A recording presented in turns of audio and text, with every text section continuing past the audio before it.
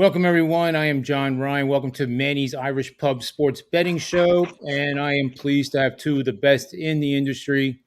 You can't go wrong following these guys, so make sure you get on board their plays over at predictiveplaybook.com and winningplays.net. Guess I can't resist it, Jesse. It sounds like Kevin Thomas is going to be on a couple dogs tonight. I think Anyway, so, welcome to yeah. the show, Jesse. How are things there in the beautiful landscape that you have to put up with every day?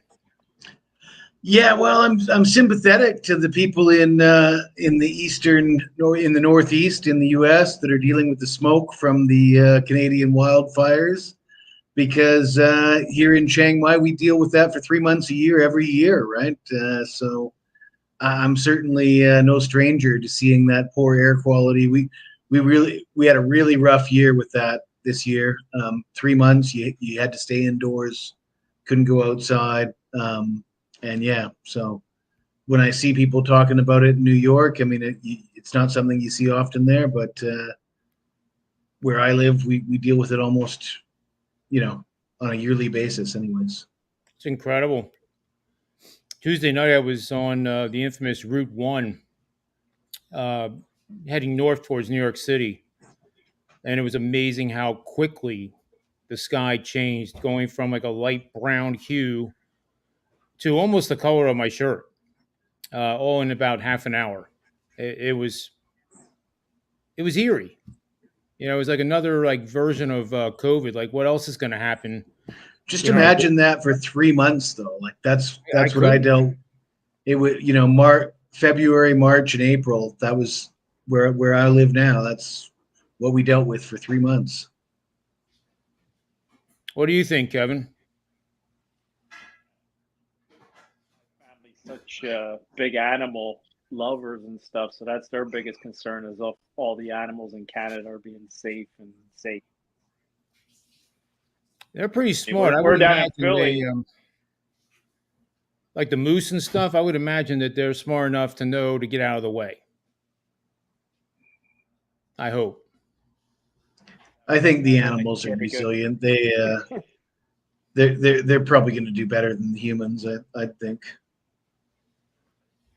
Kevin, your audio was going in and out, I think. Looks like he's poor internet, maybe freezing.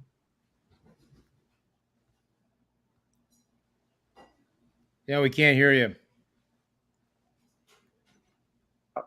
You were going in and out, and then we couldn't hear you. I guess he's doing the smart thing and resetting. Yeah. So why don't we start with the NBA playoffs? I hear that's a popular thing to talk about and analyze. Hey, Kevin. Still can't hear you. And I definitely do not have you muted. We heard you for a little bit, and then it went out. I hit everything, so I don't know. There you go. Now I can hear you. It almost seems like a loose connection, like we hear and then don't hear. It's almost like something's not, Maybe try without the earphones. And just use the laptop mic if you have one.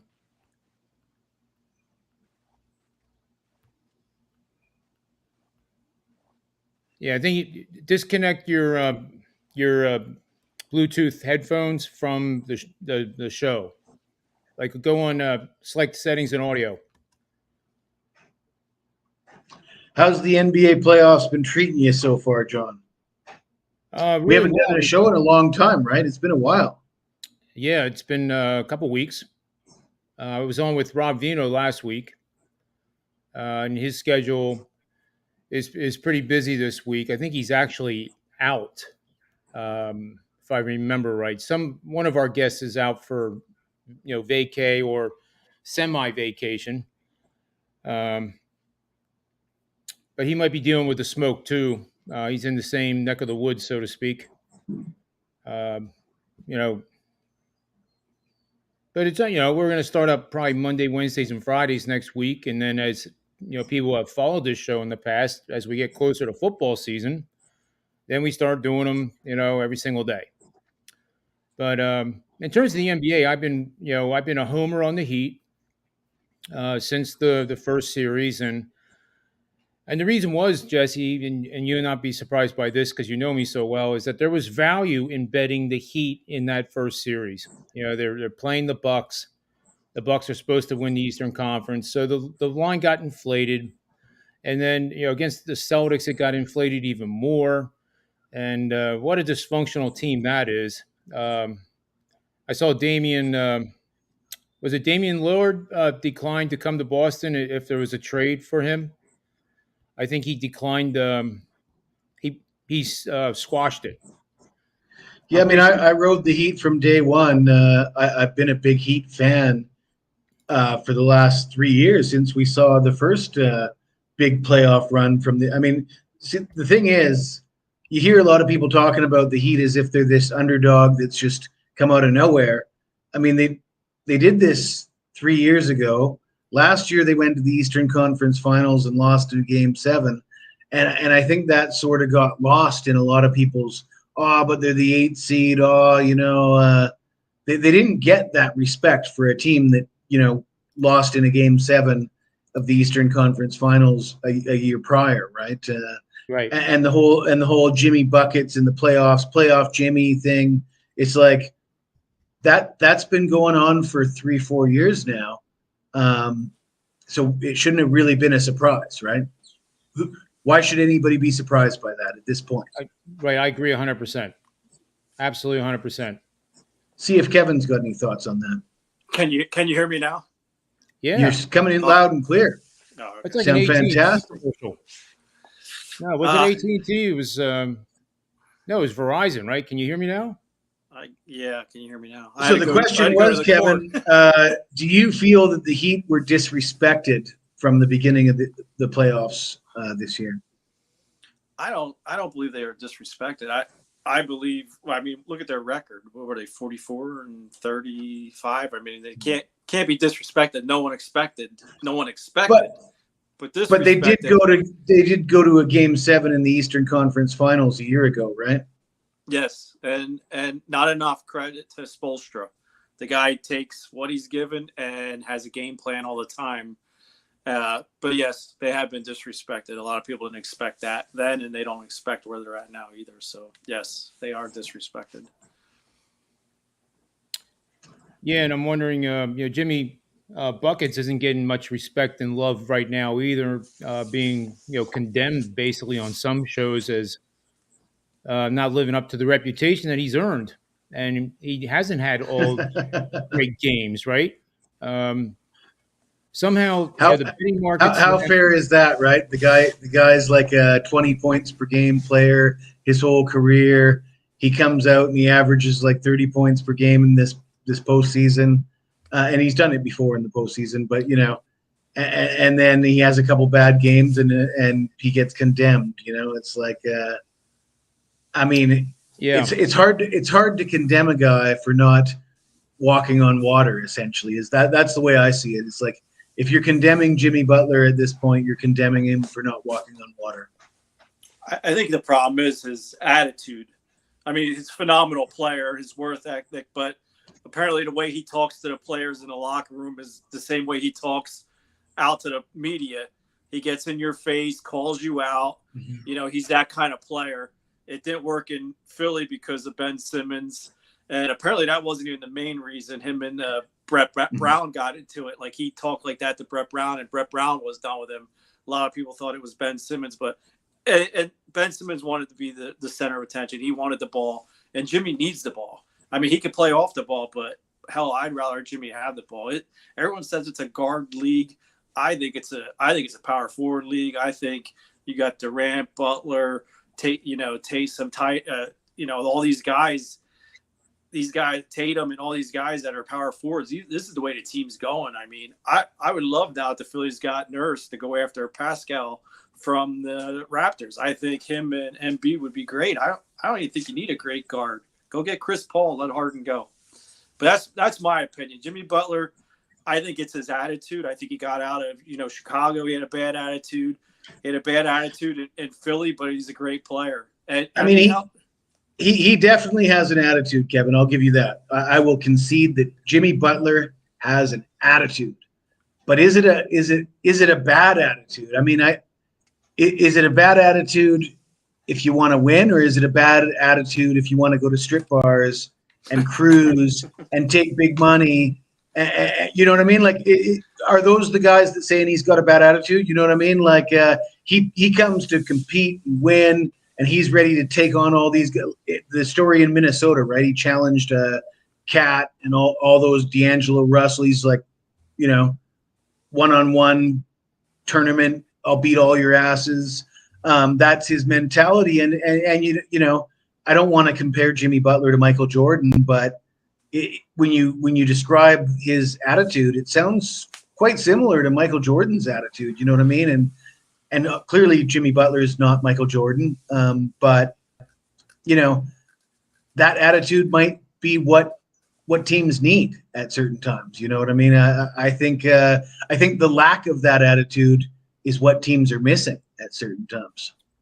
I agree with that, Jesse. Not to go contrary to Kevin, but you know, there's a fine line in the locker room that we're not privy to.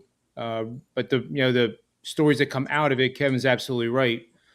But the one thing I've noticed in this round, and it was starting to happen in the playoff round against the Celtics, was that he is distributing the ball a lot more. He's not bringing the ball up the court every single time. And at the end of the day, I wonder if it's easy. Like if you ask Spoelstra, and he would never, I don't think he would ever answer this question publicly, but would he rather have a team that was filled with the LeBron James and the the first couple of years that he was a head coach, he had to deal with that, right? Or would he rather have Gabe Vincent and Martin and two other undrafted players simply wanting to learn and buy into something that is good and trust the coach from day one? I would think it has to be easier for Spoelstra to play chess against another coach when he has those guys that he knows they're going to execute what he says. You agree or disagree, Kevin? I agree with you. Every coach wants to implement their system. So LeBron, pretty much every team he goes to since, all-star status, he brings his system and he gets the guys he wants there. I mean, he brought the guys to Miami. D Wade got him there, and then he got Bosh there, and it was pretty much their system. So Spoelstra he wants to make a name for himself. So winning with the team he has now will take Spoelstra to the next. I already think he's here, but it'll take him the top 5 coaches probably. Yeah, he's destined for the Hall of Fame right now, regardless of what happens in this finals. I did run a couple numbers on the player props if you want to take a look at some of those. For those that are listening, if you want to see my slides, I used them on the ESPN show I was on. I'll be happy to send them to you. It's just kind of like, now what happens? So we have Butler coming off a 28-point game, but plus minus rating was negative. Adebayo had 17 boards, which is impressive, but he too had a plus minus game rating, or negative, I should say, negative plus minus game rating. So what I do is I simply ask my database, like, what happens next? Right from the start, I've been riding Miami. My clients would confirm it it seems like the last 3 months, probably the last month. But every day when they play, my models are going off with the sirens saying that, this line is off 3 or 4 points. And even when they get down 12 in game, now in my mind, whenever the Heat are down 12, you bet them. Even if they don't come back, like they didn't come back in game 3, but they've come back enough now that it doesn't even scare me when they're down double digits. It's almost a good thing, if that makes any sense. But I did see here Jimmy Butler PRAs. Let's look at that first. His average for the last 10 games. All right, where is it here? Has been 36.4.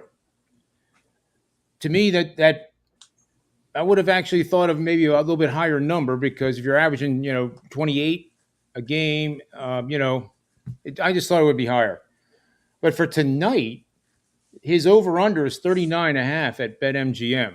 So I've seen this before where the PRA is that much different than a 10-game average. It kind of tells me something, and that is to bet the over, which with Jimmy Butler right now is hard to do. But do you think 39.5 is too high or too low, Jesse? I think anytime the number you're asked to bet is significantly askew from the 10-game average, that's a bit of a problem for me. I don't like to stray away from that. And I guess I was looking at Jimmy Butler. I expect Jimmy Butler to have a great game tonight. I think, it's the Heat's last stand. Jimmy's got to play well. They've got to give Jimmy the ball. I think he's going to score a ton of points. But I look at his numbers and it's like, well, he's gone under his numbers in 7 of the last 8 games or something like this. Yep. And his point total was 24.5 in game 3, and they bumped it up 2 points to 26.5 in game 4. I just find that you're losing a lot of value there. As much as I think Jimmy's due for a big game, I think they're going to lean on him. I think they're going to put a huge emphasis on forcing the ball to Jimmy to get him his possessions and telling him to be aggressive. I'm not going to bet it after the point total goes from 24.5 to the previous game to 26.5 in this game. That I see a loss of value, so that has me staying off of it. Well, I'll give you a choice for those out there that either over or under or yes or no. Which is the better bet? Jimmy Butler double getting plus 320 at DraftKings, which I have bet already, and the PRA number that I gave out at 39.5. Which one do you see a bigger advantage in either one? Let's go to Kevin on this one. What I would look at is individually the points, the rebounds, and the assists, because game 2 was all about 17% 3-point shooting. So that's not Jimmy. That's passing out to Vincent. And that's what I looked at. Vincent over 2.5 3-pointers. I think you might still be getting plus money. I'm not sure on that one. That's what I've been looking at. I think they're going to try to go back to that, take advantage of some perimeter one-on-ones, and that's not Jimmy. He's the one that's going to be dishing it. I would probably look more at his rebounds. I think his points, he'll probably fall at 24. Rebounds about 7, and then maybe 7 with the assist. So what's that get you? 38 points there. So I would look at the under. I would look at maybe the under. I think Jimmy has to be more of a facilitator and distributor more than me, even though he comes up big in these moments. But I think game 3 would have been the biggest game for him to come up big at home. So I would expect more of Vincent. I would look at Vincent's number more than let me ask you this, Kevin. Do you know what Vincent's point total is for tonight? For points, rebounds, assists, I got it. Just points. 17. I don't know. I know it was 17.5 I'll for all get 3. We'll get in 1 second here. So, well, I got it. It's 12.5, but he's averaged 16 points per game in the finals. He averaged 16 points per game in the Eastern Conference final in the 7 games against the Celtics. And when you mentioned his name and you thought he's going to have a good game, I mean, that this was my play. I've already put out a play on it. Is Gabe Vincent over 12.5? It's, like I say, it's well below what he's averaging, and he's coming off of a terrible game. He shot 2 of 10 from the field, 1 of 6 from 3 in game 3. But you look for they need him to, as you said, they need him to. They're not winning the game if guys like Vincent aren't hitting their. They need him to be making threes, otherwise they're screwed. Because Jimmy Butler can do whatever he wants. He's not going to be as effective as Joker, So they need their perimeter shooters to shoot better than Denver's perimeter shooters. Yeah. They know. I'm sure Spoelstra knows that. I mean, we all know that. Everybody knows that. They need to hit their threes. Yeah, you can look at Strus and Vincent, both of them. So you could go either way. I just find that Vincent's been more consistent for me, and seeing that number at 12.5, which is well below what he's averaged in the last 2 series, and coming off such a terrible game. but having the faith that he's going to get as many. I think he's going to get as many shots, and he's just going to make more of them tonight, in my opinion. I agree. Yeah, I wouldn't touch the Butler props. I think Jimmy's going to be aggressive, and I think he's going to want to, make a statement. But I just don't see a lot of value when they bump up the number like that.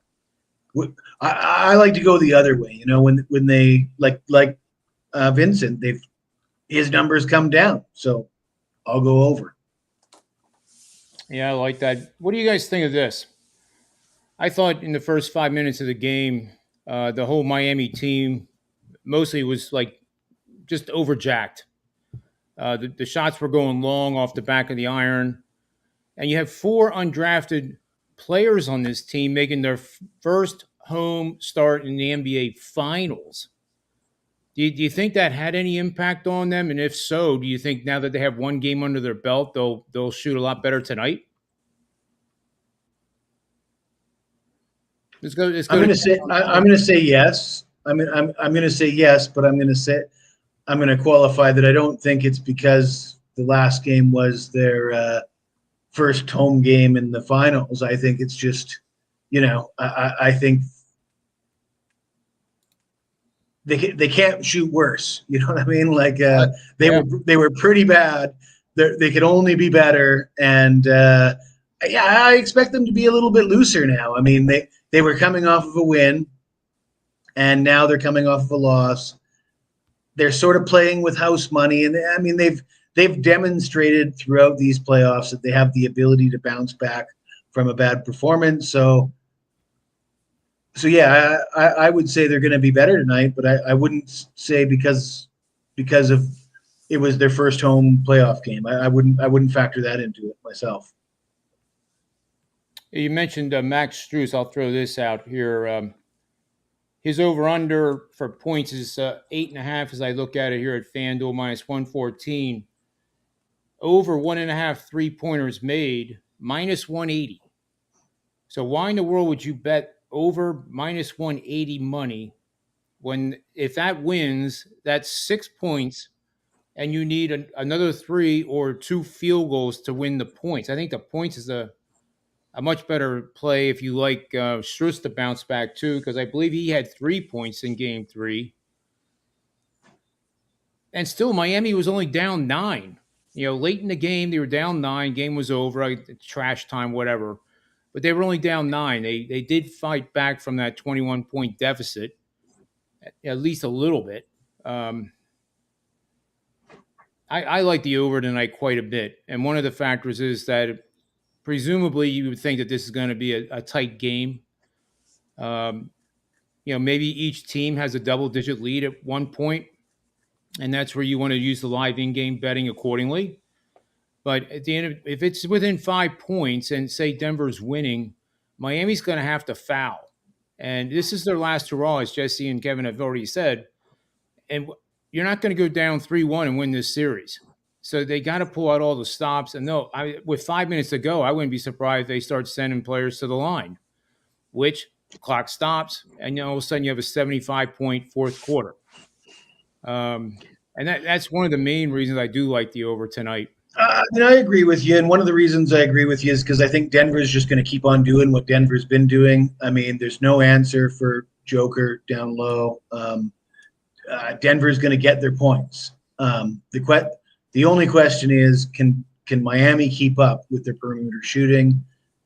You would expect them to be better than they were in the last game. 37% from the field that's astronomically low, right? You have to expect regression. You have to expect at least like 45% tonight. And I mean, if they shot 45% in the last game, it's going over 110.5 or 210.5. Sorry. So that's where I'm at with that. I mean, I expect Denver to come out. What would they score? 109 in the last game? Is that right? Yep. So I expect them to come out and score 109. The question I think it's a 220 plus game. Is Miami going to score 106 or 116? That's the question to me. Yep. One or the other. I will throw this out there too. Miami off of a playoff game since Jimmy Butler has been with Miami, where they shot 42% or lower from the field. 7-2 straight up against the spread and over. That kind of sums up how I feel about this game. Kevin, any thoughts? And before I do this, I just wanted to throw this out too to put it in perspective with Jokic. Jokic ranks third all-time already in his relatively young career with 16 playoff triple-doubles in just 66 games. Magic Johnson's the leader with 30 in 117 starts. LeBron has 28 and 282 playoff starts. Following a playoff triple-double, the Nuggets are 10-5 straight up, just 7-8 against the spread, though. But again, the over is 11-4. So it seems like all these player performances that are so good in playoff situations carry over to the next game, and that adds more fuel to my bet on the over. But Kevin, any final thoughts here on this game for tonight? Yeah, I gave out the over early this morning when it was 210.5, and I said I'd be willing to take it up to 211.5. I went 212. I'm thinking that might be the push right there. I wouldn't go any higher than that because they haven't been scoring more than that. I mean, I think Denver's average is 105 in this series right now. Yep. So I don't expect more from Denver than that. Like between 105 and 19, what they just had, that seems to be their comfort zone. If they get a lead, they kind of sit on it in the fourth quarter and put up abysmal numbers. So I like anything over 210.5. I'm big on 211.5. Okay, 212, I wouldn't touch. Jesse, what are your final recommendations? Yeah, I mean, I'm with you on the over. I like the Gabe Vincent over 12.5 points. Like I said, that's just a really low number for a guy that's going to get a ton of shots. He didn't shoot very well in the last game, but I expect him to do better this game. I expect Miami to score more. I think Miami is going to. I don't like Miami to win this game, but I like Miami to compete in this game and make a game of it and put up a fight at least. Yeah, I think you can count on that for sure. All righty, let's move over to baseball. My first question to you guys is it's a love affair that's growing steam across the Major League Baseball landscape, and that's Luis Ariz of the Miami Marlins, now batting .403 on this season. 70 of his 87 hits have been by way of singles, and the guy just seems to see the ball much like a beach ball. Balls that are down by his ankles, he has hit hard into the gaps. Do you think he has what it takes to be the first guy to bat 400 or higher in a complete season? We'll start with Kevin. Well, I wouldn't bet on any Marlin because, as you know, they always are always injured. I was a huge Jazz Chisholm fan, stocked up. I like to collect the cards and the autographs. And my God, the guy is never in the lineup for more than, it's horrible. So I would say no. I mean, who's the last guy? Ted Williams? I mean, that's a hard one to do. I mean, I thought the kid from Boston, Duran, he took off batting 400. Over 400. I thought, oh my gosh, this kid's phenomenal, but it's tough, especially with pitchers today and the bullpen and 100-mile fastballs and stuff like that. It's going to be tough. I'd love to see it. I mean, baseball needs it. They need things like that. They need a reason for people to watch. I would love to see it, but do I think it's going to happen? No. Jesse? Simple no. I mean, we've been through this over and over again. How many guys we've seen come out, have hot starts and just fade away. I mean, Trevor Story comes to mind. I mean, there's been guys that they thought were going to be the next Babe Ruth, best ever. Who's the guy for the Dodgers again that came out and had a couple good years and now he's in the minors? No, that's not the guy I'm thinking of. It's on the tip of my tongue. Cuban guy. I mean, he had the best start in history. Oh yeah, we don't even remember his name. I mean, he was the biggest thing in sports 4 or 5 years ago. No, he got traded from the Dodgers to the Reds. Yeah. and now he's like in the minors or playing in Venezuela or Cuba or something. But Wow. oh yeah, I mean, I can't believe I can't Huh. remember his name, but I mean, obviously the guy's huge. Oh, I know exactly who you're talking about now. It's on the tip of my tongue too. Yeah. Well, during the rest of the show, we'll figure it out. Or maybe somebody in the chat room can help us. Are we going to answer Nick? By the way, Nick's comments yeah. been up there for I like just thought of that. half an hour. We haven't answered them. So we'll go back to the Tyler Hero situation here for Miami Heat. So, you guys think that Hero's situation is gamesmanship? He's going to need surgery, but they don't want to discuss that yet. So teams need to keep having a game plan on standby. As good as Hero, I think he's giving Tyler Hero maybe too much credit that he's going to move the needle that much that they have to game plan for him to. I think the Heat are better off just. Yeah. I mean, honestly, the first, specifically the first game when he comes back, if he comes back, I think it's like subtraction by addition. You know, you insert a new player into the lineup, and that screws you up more than it helps you. That's the way I see it. I look at it as a negative for the Heat the first game he starts. And there, I think that's the answer to our trivia question with the Dodgers. Yeah. I don't know if that's the right spelling, is it? I don't think Puig so. with a G. Yeah, Puig. It's Puig. Puig with a G, yeah. Yeah. So I think Hero just actually would be disruptive because of what's the chemistry going to be like? These guys are playing pretty darn well. I'm not saying without him, but he is coming off of injury. When was the last time he did a shoot around even? I mean, well, he'd be better off the bench than Lowry, especially with his size for defense against Murray. That's a good point. But my thing is, if they had him and Victor Oladipo both healthy, I would have been all over Miami from the get-go. I would have had them beating, the other teams that everyone didn't think, like the Bucks and stuff, because those two players would make a difference with the shooting and speed. Victor gets to the foul line a lot. He can run through. He reminds me of Derrick Rose back in the day. I like that kid. And to Spoelstra's credit, the Heat had the most player injuries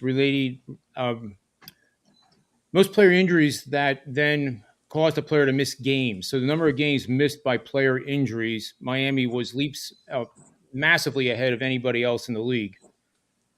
So another more kudos for Spoelstra's coaching ability, I guess. But back to the baseball scene. We talked about a rise. All-Star game is kind of off in the distance, but it's coming up pretty fast. Midway point is we're about 18 games or so away from the midpoint of the season at 81 games, and there's a lot going on with the standings. You have American League Central with one team over 500, and that by one game. You have a American League East that is just absolutely ferocious. Every single team over 500 and have to play each other, and yet they're still all over 500. And then you have the National League East with the Atlanta Braves trying to take control of it. I don't know if they are, though. But I do know this, that very few teams like the Phillies did last year had losing records against their divisional opponents, all but one. The Phillies had losing records against everyone but the Washington Nationals. Not likely to happen again, but since Kevin is on the radar of the Philadelphia Phillies, I wanted to get his thoughts on whether, betting futures bet on the Phillies to make it to the NLCS or, pull off what they did again. Because the line, to me, looks pretty juicy. Nobody really is thinking about this now, and that's obviously the best time to make these bets. But do you think, Kevin, the Phillies have what it takes to make a big run here with that offensive lineup if they ever get their act together? Not even with the offensive line. I mean, if you get Nola to pitch like he did his last game and we can get Ranger Suarez back where he was, I would definitely lay a little bit on that because you still got Andrew Painter sitting somewhere back here a couple months away, and what we hear about him and what we've seen in him in AAA, the kid can toss it. So that'll give you 3 quality starters plus Painter. So at the break, they're going to go after a pitcher, especially if they keep this win streak going. A lot of people think, well, maybe get rid of Nola and pick some pieces up, but you get that bullpen healthy. That bullpen was one of the main reasons last year they made it as far as they did. So when they're back pitching Alvarado, I think that'd be a nice bet that they can win it again. I honestly do. I mean, you got Hall coming back. That's going to be another power bat in there. So yeah, it's all about pitching after the All-Star break. Who has the best pitchers usually tend to start swaying away from the pack, and I think the Phillies have good enough pitching, especially in the East. I mean, look at Verlander. I thought he'd be like that 1-2 punch. I thought they were going to be way ahead of everybody, and the Braves are doing it without any great pitching. I mean, most of their pitchers are on the IR. So I like the Phillies, yeah. And I am a homer, so I'm going to bet them anyway. Jesse, what do you think? I don't have any really strong opinions. I think you guys are both homers, and I guess I'll let you have it. I won't disagree with you. I think I might have disagreed with you last year, and look where I ended up. I will share this with you guys. I did a pretty extensive study on each hitter of the Phillies lineup, the major guys. Trey Turner being the most important one, and his struggles. Okay, so the reason that the struggles are happening, in my opinion, is that his career launch angle has been 14.5 to 15 degrees. Citizens Bank Park has a short right field porch. Not as short as Yankee Stadium, but it's short. It looks short to the eye. His launch angle right now is approaching 19 degrees. I think if I was his hitting coach, I would say stop the nonsense with the homers. Do what you're doing good. You hit line drives. You're a doubles hitter. You're not Henry Aaron. You're not Babe Ruth. And you're certainly not Mark McGwire by size. So go back to what got you here and this huge contract deal and start hitting doubles. Lead the league in doubles. There's nothing embarrassing about leading the league in anything, unless it's strikeouts.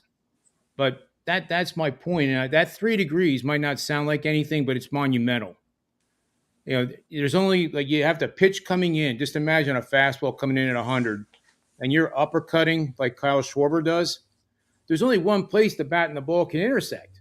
If you're swinging at Bryce Harper's launch angle, now granted, he's coming off the Tommy John surgery, so this is probably by design because he really doesn't have full power yet, but he's able to play safely. His launch angle is 7 degrees. That means line drives. Every time he hits it is a line drive. He rarely pops up, and that's one of the reasons he's batting 300. But I think if Turner would go back to doing that, which he's very good at, I think that would help the Phillies immensely. Kyle Schwarber, that's who he is. He's all or nothing.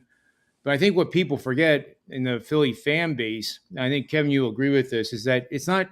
I don't care what his batting average is. He's batting 170 or whatever it is. He's got a 320 on base percentage, Jesse. It's money ball. You can't score runs if you're in the dugout, but if the guy's getting walked and he has a good enough eye that he's not chasing pitches, I could care less if he's batting 150. This my take. I have one system I'm going to put out here. This will be my best bet for the show. And this one's easy. And I know Jesse doesn't necessarily like some of my analyticals when I get into standard deviations and all that other good stuff. But we're going to bet on home teams, Jesse, favored by no more than minus 130 using the money line. And our home team has lost the last 5 times they faced the current opponent. That's it. That's all you need to know. 30-19 for 61%, but it's averaging only a minus 114 bet, resulting in a 22% ROI, and a dime bettor has profited by $9,800. I'll throw it out like this. What team do you think we're betting on tonight? The team is favored by no more than minus 130, and it's lost 5 times in a row to the current opponent. Let's take a stab at it. The Orioles? Nope, that's a good answer. That's good. Good choice. The Orioles have lost to a lot of teams in the past. Yeah, right? They're the home team. they are the home team. And they lost 5 times. And they're in the Tigers? They're in the National League, and it's a non-divisional matchup. Pirates. There you go. Yes. All right. That was good. Yeah, the Just to Pirates- clarify, John, I don't have a distaste for your statistical trends. The only time I do is when they lead you to bet on something like when you said about the Butler thing, like he's averaged 36 and his PRA total for tonight's game is 39, which is obviously well over what he's averaging. 10%. And so when you come up with trends to say let's bet into a number that's well above what the average says, that's when I dislike it. Other than that, I don't mind the modeling and the trends and everything. I just don't like betting into numbers that I think that don't appear to be favorable to me based on. And at the end of the day, you are right, because I can come up with any trend on any game to support any situation. The question is, what meaning does it have? So that's where that P value that we calculate is so important, because it tells you what the meaning is. You know what I really like, John, is when you come up with a trend and like an algorithm or and it spits out bet on this team, and you're getting odds that look extremely favorable, right? So like, oh yeah, we're getting this team that's won like 8 in a row against their opponent, and they're an underdog on the money line, and that's when I like the algorithmic picks. When it makes sense with a lot. When we're betting against the public as well. You're right, especially in football. And lastly, like you notice, we don't have any trends that we really put out there that are 14-0 or 14-3 or 18-2, because when they get like that, they have absolutely no meaning to going to 36-4. It's not how sports betting works. It's not even how sports works. There's regression, there's progression. That it's more important to determine a team's bottom, like in a stock market chart, and a top, than it is to try to figure out whether a 14-0 angle is going to go to 15-0, because the correlation is horrible. But people get hooked on that. Oh my God, this team is 14-0. They're going to win automatically. Well, no, they're not. They might go 500 over the next 10 games, but they're not going to go 28-0. Enough on trends. So that Pittsburgh is my best bet for the show. Let's go over to Jesse and Kevin, and then tell everyone where they can get your picks and any big picks that you have coming out tonight over at predictiveplaybook.com or the weekend. All right. Well, I do have 3 totals on tap tonight. You get them all in a 3-pack called my Terminator Trilogy. One of them's a CFL total. The opening game happened last night. I had the BC Lions as an underdog. They won by double digits on the road. I've got some pretty good records with CFL over the years. And my best bet for the show, I think I'm going to have to go back to that Gabe Vincent prop over 12.5 points. I just think that's the bookmakers have gone a little bit too low with that number. I think that's one that I really like. So we'll go Gabe Vincent over 12.5 points. I love that bet, actually. I think that could happen in the first half. Before we go to Kevin's best bet and what he has going on over at Predictive Playbook, let's see what Kenneth has to say here and any comments on this. Thoughts on betting with or against Oakland the rest of the year? I mean, it's going to be tough to see them putting up much of a fight in the second half. I mean, they've been this bad in the first half. Doesn't history tell us that teams like this just, wave the white flag for the rest of the year? Well, Well, the problem is the franchise doesn't have enough money to afford a white flag to wave. That's the I problem mean, with the team. betting against Oakland on the run line, what is it? It's got to be hugely profitable for the year. Like just every single game, just run line against Oakland. I think it's got to be, you got to be hitting at least 60% on that. Yeah, betting against them, correct. But the danger is, at what point is that going to possibly unwind? I don't see it happening. I mean, what's going to happen? I mean, why, in August and September, is Oakland going to just be really competitive somehow? I mean, they're probably going to deal anybody that they can deal, any veterans that they have. I don't even know if maybe Sears is one of their pitchers that's decent. If they could get something for him, they get rid of him. So now they got an even worse pitching staff. You know what I mean? Like, I mean, they're not getting better. I don't see it. Do you know what their staff ERA is on the road? No idea. 10? 7.86. Yeah, I figured it would be over 10. I mean, that's just unbelievable. But they are, if in their games, the Nerf bet, if there's a score in the first inning, 33 yeses, 31 nos. Straight up, they're 13 and 40, as we know.